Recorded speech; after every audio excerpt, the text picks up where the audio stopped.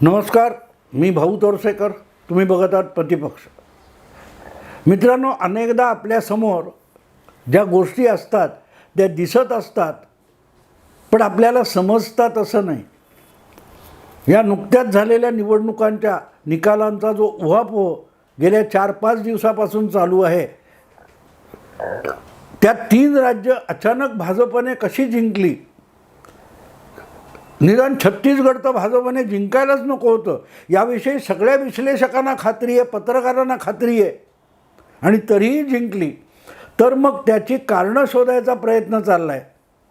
आणि त्यामध्ये एक गोष्ट वारंवार समोर आणली जाते की स्थानिक पातळीवरचं नेतृत्व भाजपकडे तेवढं आक्रमक किंवा स्पष्ट नव्हतं. ना वसुंधरा राजे ना रमण सिंग हे राजस्थान आणि छत्तीसगडमध्ये पुढे होते.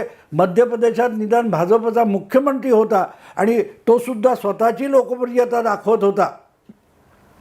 पण या 3 राज्यामध्ये मोदींची जादू चालली असं म्हटलं जातं. आणि मोदींची जादू चालली असं म्हणताना एक शब्द वारंवार सांगितला जातो की मोदी सगळीकडे सांगत होते, ये मोदी की गारंटी है.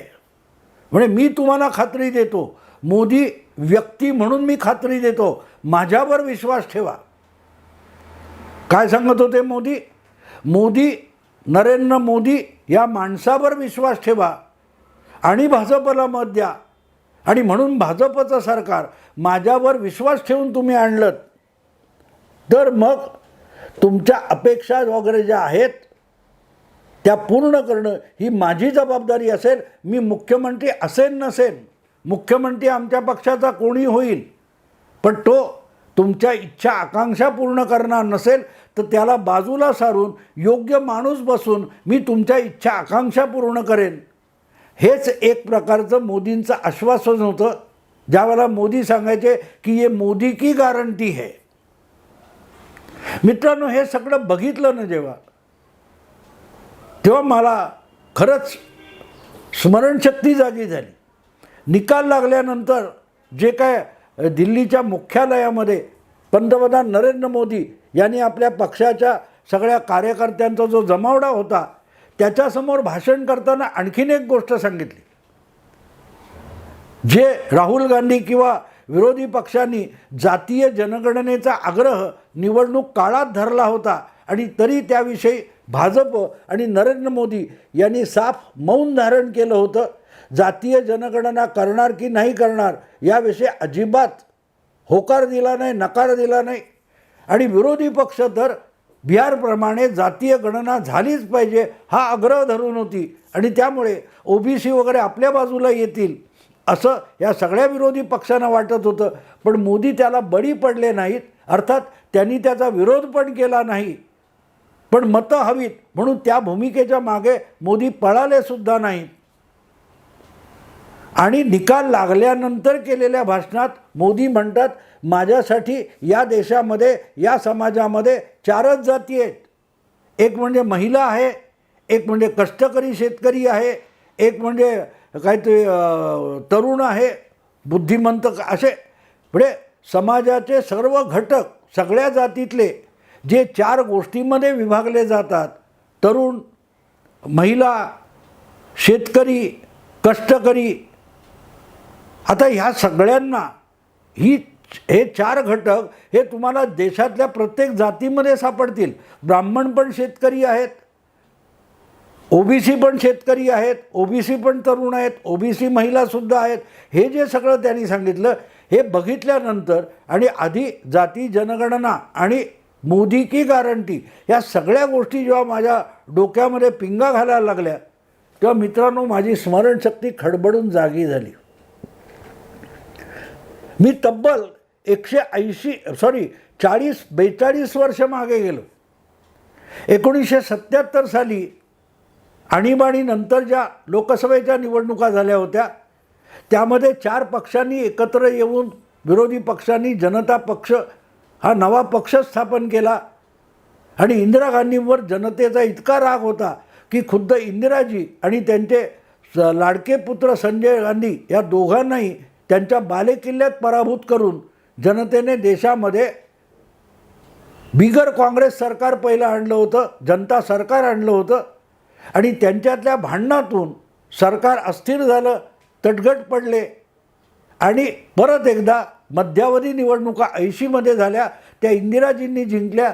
त्या इंदिराजींनी ज्या निवडणुका जिंकल्या त्यापूर्वी इंदिराजींनीसुद्धा काँग्रेस पक्षात दुसरी फूट पडली होती. यशवंतराव चव्हाण, ब्रह्मानंद रेड्डी वेगळे झाले होते. म्हणजे काँग्रेस हा सुद्धा तुटलेला पक्ष होता, इंदिरा काँग्रेस, आणि चव्हाण रेड्डी वगैरे वेगळा पक्ष होता. अशा तुटलेल्या एका गटाला, इंदिरा गटाला, भारतीय मतदाराने 2/3 बहुमत दिलं होतं 80 साली. ज्या इंदिराजींना आणि त्यांच्या नेतृत्वाखालच्या पक्षाला 3-4 वर्षापूर्वी मतदाराने धूळ चारली होती, 3 वर्षापूर्वी, त्याच इंदिराजींना परत पंतप्रधान करताना प्रचंड म्हणजे 2/3 बहुमत भारताच्या मतदाराने दिलं. मला तो काळ आठवला, 1980. तुम्हाला माहिती आहे, आज बऱ्याच पत्रकारांना, त्या पिढीत नसलेल्यांना, म्हणजे कमीत कमी 60 वर्षाच्या अलीकडच्या लोकांना हे आठवणारसुद्धा नाही. पण इंदिरा गांधींची त्यावेळची जी घोषणा होती, जसं ये मोदी की गारंटी है असं जे म्हटलं जातं, तशी इंदिरा गांधींची त्या निवडणुकीतली घोषणा काय होती? न जात पर न पात पर, इंदिरा जी की बात पर, मुहर लगेगी हात पर. याचं कारण आपला जो गट फुटून वेगळा पक्ष इंदिराजींनी केला होता, त्याच्या आधी काँग्रेसची निवडणूक निशाणी गाय वासरू होतं आणि नव्या इंदिरा गटाला हाताचा पंजा जो आजची निशाणी आहे तो मिळाला. तर मुहर लगेगी हात पर याचा अर्थ निवडणूक चिन्ह, न जात पर न पात पर, जातीयवाद नाही होणार, जातीपातीमध्ये समाज विभागला जाणार नाही. विश्वास ठेवायचा तर इंदिराजींवर ठेवा. इंदिरा की गारंटी है, मोदी की गारंटी है. समजून घ्या मित्रांनो. न जात पर न पात पर, इंदिराजी की बात पर, मुहर लगेगी हात पर. या 3 विधानसभांच्या निकालांकडे बघितलं ना, तर इंदिराजी 80 साली कशा जिंकल्या होत्या त्या कळतंय की सगळीकडून जातीय जनगणना पाहिजे, म्हणजे आमच्या आमच्या जातीचा अभिमानाने आकडा समोर आला पाहिजे आणि जातीनिहाय मतदान होतं. हा जो सिद्धांत विरोधी पक्ष अगदी राहुल गांधी मांडत होते, तो सुद्धा इंदिराजींच्या तात्कालीन भूमिकेला छेद देणारा होता. राहुल गांधींना आपली आजी राजकारणात काय काय गेम खेळत होती, का जिंकत होती याचा थांग पत्ता नाही आहे, जी इंदिरा गांधी मोदींना कळली आहे. आणि म्हणून मोदीजींनी न जात पर न पात पर ही जी 80च्या निवडणुकीतली घोषणा आहे, ती भूमिका 2023मध्ये राबवली. ये मोदी की गारंटी है, इंदिराजी की बात पर, न जात पर न पात पर, मुहर लगेगी हात पर. का मोदी जिंकले किंवा का भाजप या 3 राज्यामध्ये निर्विवाद बहुमताने जिंकला, याचं उत्तर आपल्याला तब्बल 43 वर्षपूर्वी ज्या लोकसभेच्या मध्यावधी निवडणुका झाल्या होत्या, मला वाटतं 7वी लोकसभा निवडली जात होती, त्यावेळच्या इंदिराजींच्या भूमिकेत सापडतं. आणखीन एक भाग आहे. या 3 राज्यांच्या विधानसभा निवडणुकांचा अर्थ लावताना आणखीन एक भाग त्याच 1980च्या निवडणुकीमध्ये आपल्याला सापडतो. ही जी घोषणा मी तुम्हाला सांगितली, ही हिंदीतली घोषणा होती. तशीच एक घोषणा 1980च्या निवडणुकीत इंदिराजींच्या बाजूने समोर आणली गेली होती. गव्हर्नमेंट दॅट वर्क्स, चलने वाली सरकार. याचा अर्थ स्थिर सरकार. गटबाजीने मारामारी आणि त्यामुळे जनता पक्ष आणि जनता सरकार लयाला गेलं.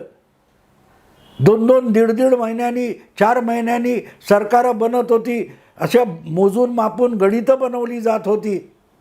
बहुमताचा आकडा बेरजेत दाखवायचा, पण पक्ष म्हणून किंवा सरकार म्हणून एकत्र वागायचं नाही, ही जी मानसिकता होती, त्यातून जनतेचे जे हाल होत होते त्यातून जनतेला बाहेर काढायचं तर सरकार स्थिर हवं, कारभार स्थिर हवा, नेतृत्व स्थिर हवं, सरकार डळमळीत असता कामा नये. आणि तीच गोष्ट मोदी आपल्या कृतीतून दाखवतात. लक्षात घ्या, तिन्ही नव्हे तर या 4ही किंवा किंबहुना 5ही विधानसभांचे निकाल तुम्ही बघितलेत तर एक तर या किंवा त्या पक्षाला मतदाराने स्पष्ट बहुमत दिलंय. स्थिर सरकार, चलनेवाली सरकार. भले आवडली नाही ते सरकार तुम्ही 5 वर्षाने बदलू शकता, पण 5 वर्ष ते सरकार स्थिर राहावं यासाठी त्याला निर्विवाद बहुमत देणं हे 80 साली पण झालं होतं. आणि आज हे या 4-5 विधानसभा निवडणुकांमध्ये तसंच्या तसं झालं आहे. म्हणून मला ती 1980ची निवडणूक आठवली.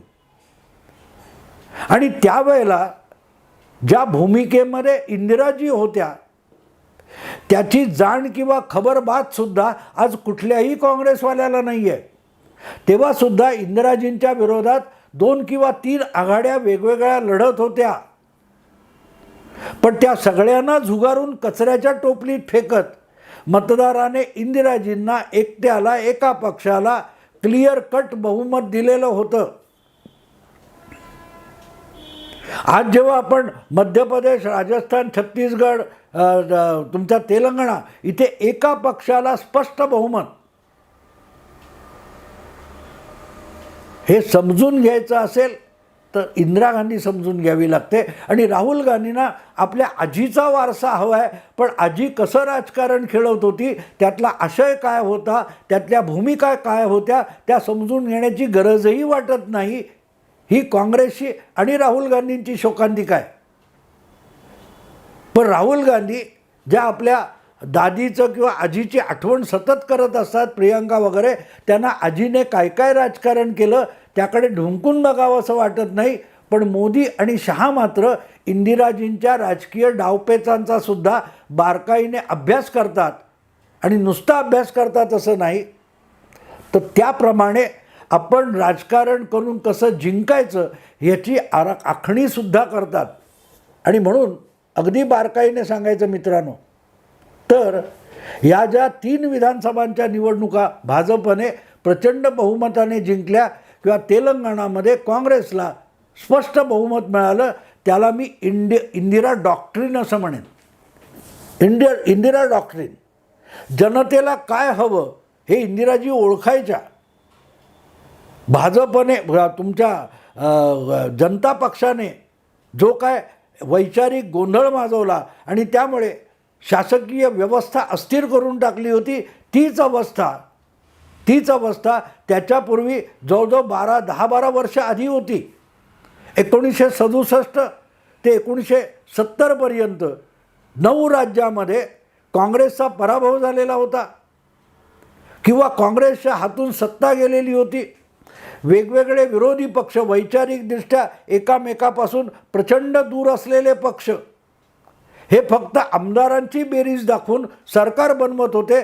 जसं महाराष्ट्रात शरद पवारांनी उद्धव ठाकरे यांना सोबत घेऊन वैचारिक वितुष्टाचं एक सरकार बनवलं आणि एकजूट भक्कम आहे असं सांगितलं. असली सरकारं चालत नाहीत आणि असली सरकारं कारभार करत नाहीत की जो जनतेला एक सुसह्य कारभार वाटावा. ही अवस्था, ज्याला SVD संयुक्त विधायक दल म्हणजे विविध विरोधी पक्षांची आघाडी, 67 साली ज्या सार्वत्रिक निवडणुका झाल्या, 4थ्या सार्वत्रिक निवडणुका झाल्या, तेव्हा 9 राज्यामध्ये काँग्रेसच्या हातून सत्ता गेली. कारण काँग्रेसला राज्यातलं आपलं बहुमत टिकवता आलं नाही, विधानसभेतलं. आणि आमदारांची संख्या विरोधकांची सुद्धा मोठी झालेली होती. काँग्रेसमधले काही लोक आपला आमदार गट घेऊन बाहेर पडले, जसे उद्धव ठाकरे युती तोडून बाहेर पडले. आणि मुख्यमंत्रीपद मिळवण्यासाठी त्यांनी काँग्रेस आणि राष्ट्रवादीबरोबर हातमिळवणी केली. नेमकी तीच गोष्ट 67 साली अनेक काँग्रेस नेत्यांनी केली, ज्यांना पक्षाकडून मुख्यमंत्रीपद मिळणार नव्हतं. ते 10, 15, 20, 25 आमदार घेऊन विरोधी पक्षांना येऊन मिळाले आणि विरोधी पक्षांतर्फे मुख्यमंत्री झाले. त्याला संयुक्त विधायक दल SVD गव्हर्नमेंट असं म्हटलं जायचं. पण ते मग ज्यावेळेला असं मुख्यमंत्री होता येतं की 8 आमदारांचा नेतासुद्धा मुख्यमंत्री होऊ शकतो, 40 लोकांचा होऊ शकतो, इतरांची मोड बांधतो, तेव्हा ही सरकारं कधी कधी 4 महिने चालली, कधी 4 दिवस चालली, कधी 8 दिवस चालली आणि सारखी सरकारं बदलत होती. बिहारमध्ये तर 5 वर्षामध्ये 3 निवडणुका झाल्या, बंगालमध्ये 2 निवडणुका झाल्या. इतकी जी अस्थिर परिस्थिती होती ती राजकारण्यांसाठी चर्चेला ठीक होतं, पण सामान्य माणसाला त्यातून सार्वजनिक आयुष्यामध्ये अस्थिरता आलेली होती आणि त्यामुळे कंटाळलेला सामान्य माणूस स्थिर सरकार चालवायला आपल्याला मत देईल हे इंदिराजींनी ओळखलं. आणि 1971 साली 1977च्या डिसेंबरमध्ये इंदिराजींनी थेट ती 4थी लोकसभा बरखास्त करून टाकली आणि पहिली मध्यावधी लोकसभा निवडणूक झाली 1971मध्ये, ज्यामध्ये इंदिराजींना थेट 2/3 बहुमत मिळालं आणि विरोधी पक्षांचा धुव्वा उडाला. जे 1971मध्ये झालं की विरोधी पक्षांच्या अशा बेरजेच्या राजकारणाने आणि बेरजेच्या सरकारने सार्वजनिक जीवनामध्ये, राजकारणामध्ये, प्रशासनामध्ये अस्थिरता आणली होती. त्याला कंटाळलेला मतदार हा एकपक्षीय बहुमताकडे वळला. 71 साली वळला, तसाच तो 80 साली वळला, 9-10 वर्षानंतर. आणि आज आपण त्याची पुनरावृत्ती होताना बघतोय.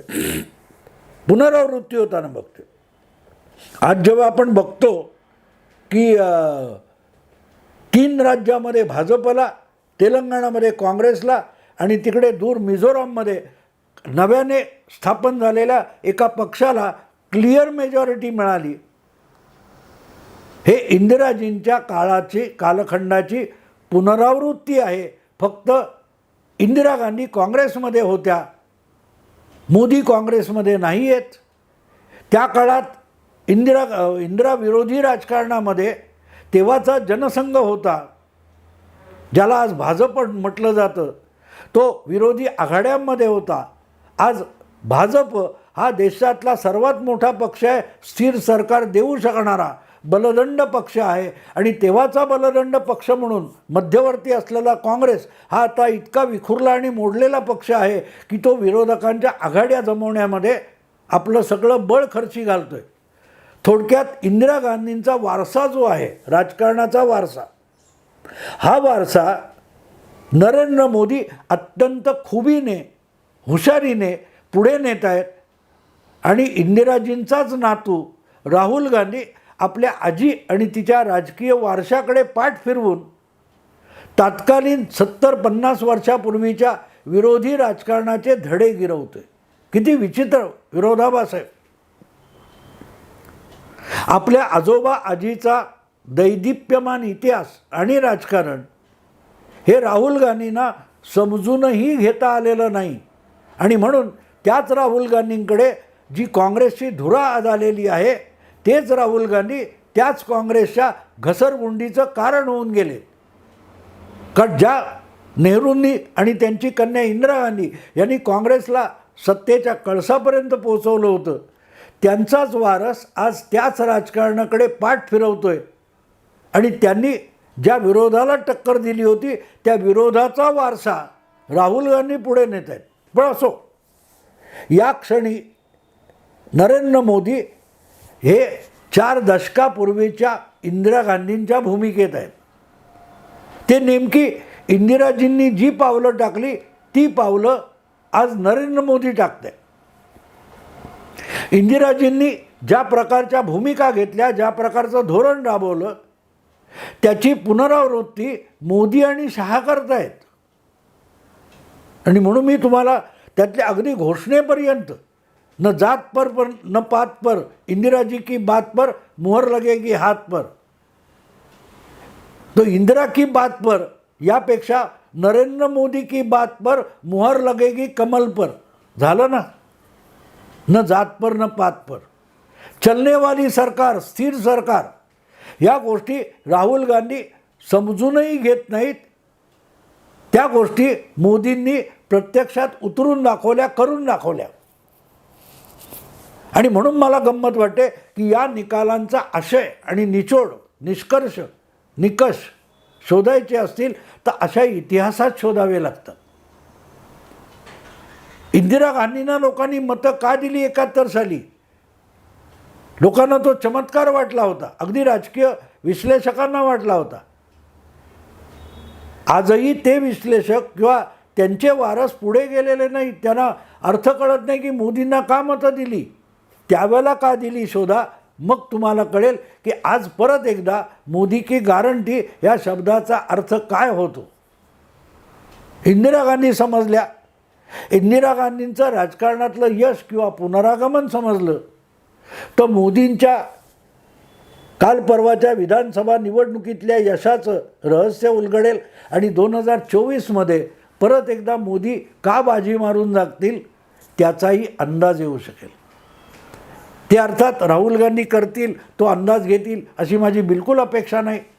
पण निदान राजकीय विश्लेषकांनी ह्या अशा गोष्टी शोधून त्याची सांगड घातली पाहिजे, सामान्य माणसाला समजावलं पाहिजे. माझ्या परीने जेवढं शक्य आहे ते मी करतो. आवडलं लाईक करा, शेअर करा, सबस्क्राईब करा. नमस्कार.